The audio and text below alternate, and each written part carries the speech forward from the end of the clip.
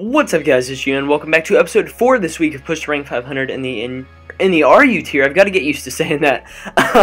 So anyway, in the last episode, we were able to get our rank up to 1,000 to 1,000. Where is it? Where is RU? 1,203. I knew it was around there. And dead RU chat is dead. But in order to reach top 500 in the NU tier, we need to get to 1,355, which is like 150 points away. So I think we got this, not necessarily this episode, for sure not this episode, but looking at this guy's team, it's actually a pretty interesting team. He has one thing to remove hazards, which is Braviary. He's using Hitmon top, which actually has pretty balanced defenses, and can spin, which is kind of a problem, because it also gets Foresight, but I'm just going to go into Omastar right here, because Omastar is the pretty obvious lead. And Omastar can just come in, get up rocks, which will help me wear down a lot of his team, bar Doublade, and hopefully not lose to Cress. That's kind of the game plan, because Cress is really annoying.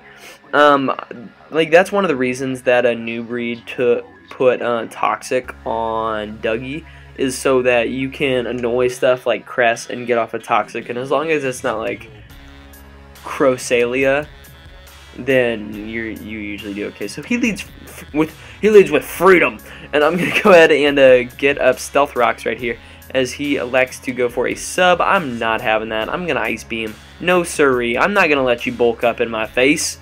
This is not something that I am very fond of. So I don't actually think Doublade gets any priority, or not Doublade, Braviary. I don't actually think Braviary gets any priority, so it shouldn't really be able to threaten my Melothreatta as long as I don't let this thing leave the field with a sub, but he ends up setting up a bulk up. I'm just going to go straight away for an Ice Beam, because I will be able to do a lot of damage to this Braviary, specifically like 57% as he goes for the return. That does nothing. Ice Beam, yeah, taking the early 5-6 lead, people.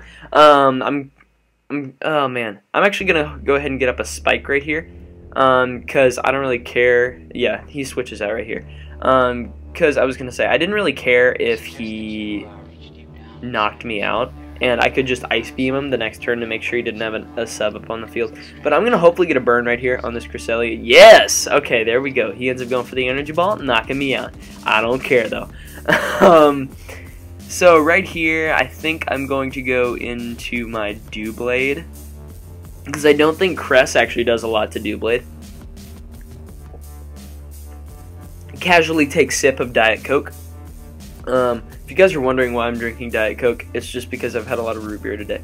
So we're gonna, I bet Cresselia gets Shadow Balled. Learn Cresselia Shadow Ball. So they can learn Shadow Ball. I don't care though. I'm setting up its face. He ends up going out into his own Doublade, so I have the advantage right here. I'm just going to go for a Shadow Claw, as I will be able to knock him out with the combination of Shadow Claw plus Shadow Sneak, as he ends up going for a Shadow Sneak, which doesn't do a whole lot of damage. And if I win this speed tie, then that's great, because that's less damage on my Doublade, and it may allow me to take a hit later. I don't know from what, but it may allow me. But it may allow me to take a hit from something else later. I'm just tripping up all over my words. I don't know why, because I like literally just recorded something right before this, and I had no problems whatsoever beforehand. But he doesn't really have a whole lot of safe switch-ins to Doublade at +2. His Braviary might be his only thing, because it's immune to one of my stabs, but it's going to go down to an Iron Head, and I don't know what other move Braviary runs alongside return.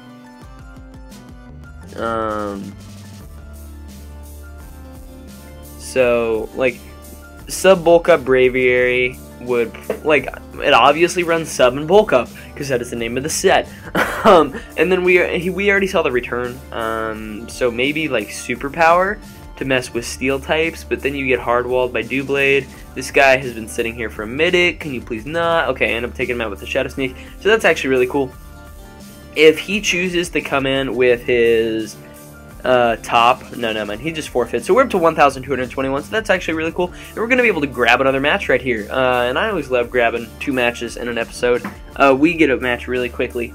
And this guy, his team is pretty similar to what I fought last episode. Again, doesn't have anything to clear hazards. I'm just going to lead Omastar then, because I get up my rocks, I wear down his Doublade. Not his Doublade, his Delphox, the other one.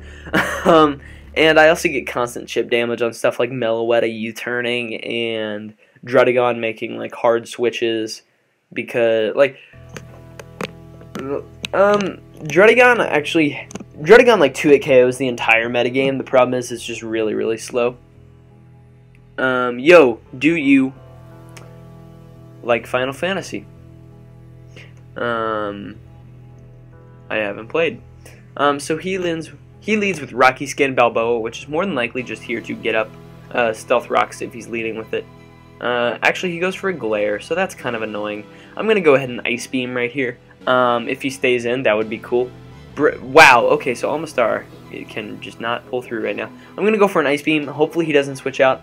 We both have rocks on our respective sides of the field. We both have spin blockers. So, but I would say that my spin blocker is much better than his spin blockers, so.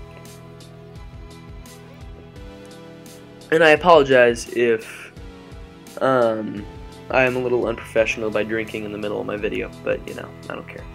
So he's going to knock me out with another Earthquake. And, what does he have for Sharpedo? High Key Ball does actually lie. He doesn't have anything for Sharpedo. Hold on. I gotta sneeze real quick. I gotta sneeze. Oh my god. Okay, so what I'm gonna do right now is I'm actually gonna go to the damage calc and I'm gonna pull up my YouTube real quick because this guy's asking for my YouTube. I apologize if like my unprofessionalism in this video is just absolutely showing through. But right here I'm going to go for the Protect versus this thing to scout what it wants to go for. As he ends up going for a Glare, that's fine. It doesn't do anything to me. I'm going to Ice Fang and knock this Drudigon out right here because, like, frankly, Drudigon is... I don't really prefer this Drudigon set that he's running. Drudigon actually has a really powerful Life Orb set because it kind of functions the same way as Nidoking does, to where it has Life Orb and Sheer Force. What? Double or nothing heated debate in my opinion. What? I'm confused. I'm gonna go for a Crunch right here. As he goes for the Protect. This is obnoxious. So he's gonna he actually goes for the Will-O-Wisp. That's fine. He's gonna take a lot of damage from that. And I'm actually going to be able to 2-hit KO him with this, which is fine. He's actually just going to Protect. So we're going back and forth. It's kind of annoying. You should probably stop. But Crunch does a lot of work versus the rest of his team. He ends up going out into his Rotom Mow. Hey, Mow! But I will go down to the Burn plus the Life Orb. I don't see leftovers on this thing, so I'm going to assume that it is Scarfed. But I think I can just go out. Okay. Doug Trio puts in a lot of work against this team. Krona will go down to Meloetta's Psychic, which then lures this so I can make a double and trap that, which opens up Doublade to sweep. Okay, I think that's how I'm going to try to do it. I'm going to go into Hitmonlee right here because Hitmonlee actually has a pretty good special defense stat. And I'm going to go for a knockoff right here to get rid of this thing's item as he ends up burning me. I thought he was Choice Scarfed. Oh wow, he is actually Choice Scarfed. So that's cool to know. It's a little unfortunate that he had to burn me. And I'm actually not going to be able to knock him out with that, so that's cool. He ends up getting rid of my Life Orb, but I'm just going to go for the high jump kick right here because I have nothing to lose. If he wants to go into his Bayonet, so be it. I would rather him go into his Bayonet. Maybe it dies to hazards, I'm not sure. But it'll be nice to spin away the rocks if I can do that.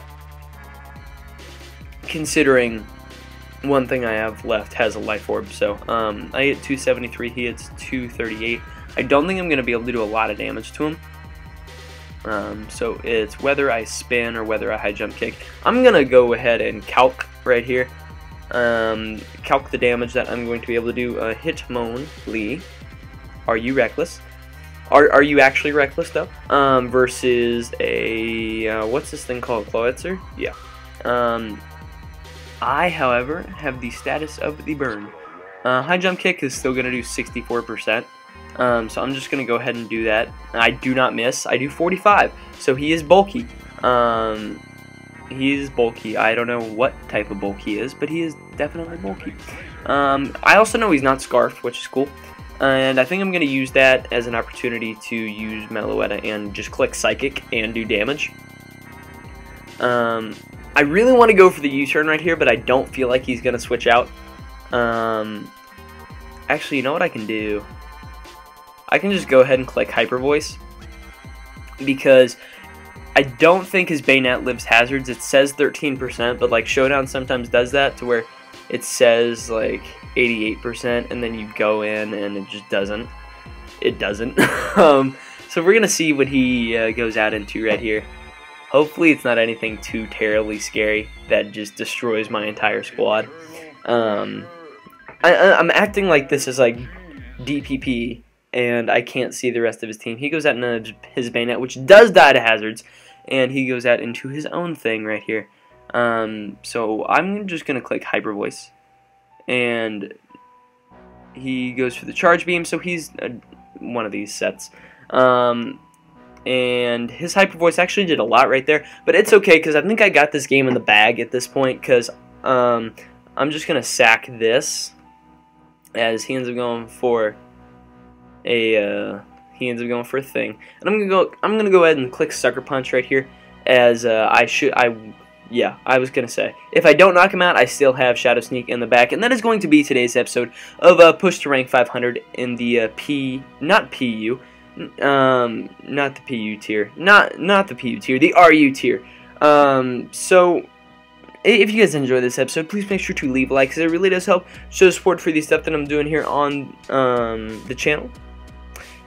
Sorry, this guy's talking in chat, and I'm getting all confused. So this video was kind of bad professional-wise, but hopefully you guys could still enjoy the